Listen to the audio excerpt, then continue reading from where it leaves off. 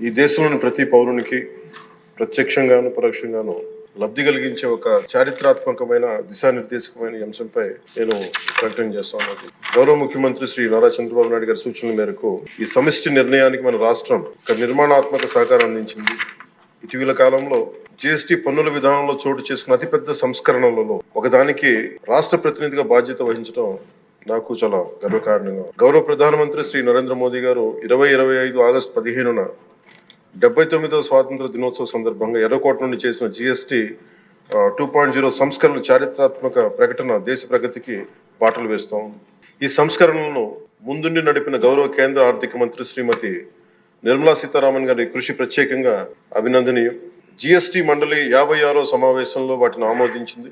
గౌరవ ముఖ్యమంత్రి శ్రీ నారా చంద్రబాబు నాయుడు గారి రాష్ట్ర ఆదాయాలకు ప్రత్యేకించి అనేక సందర్భాల్లో ముఖ్యంగా జీఎస్టీ వచ్చిన తర్వాత గౌరవ ముఖ్యమంత్రి గారు సందర్భంలో అన్న మాటలు రాష్ట్ర ఆదాయాలకి నష్టం కలుగుతున్నప్పటికీ కూడా సామాన్యుల ప్రయోజనాల కోసం విధానాన్ని మనం బలంగా సమర్థించాలని చెప్పి ఈరోజు వారు కూడా దీన్ని బలంగా సమర్థించారు అధ్యక్ష.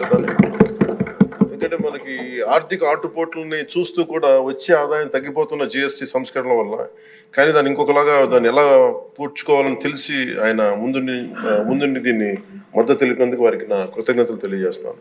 ఈ చారిత్రాత్మక సంస్కరణలకు మద్దతు తెలిపిన తొలి రాష్ట్రంగా నిలిచింది నారా చంద్రబాబు నాయుడు గారి నాయకత్వంలోని ఆంధ్రప్రదేశ్ ప్రభుత్వం.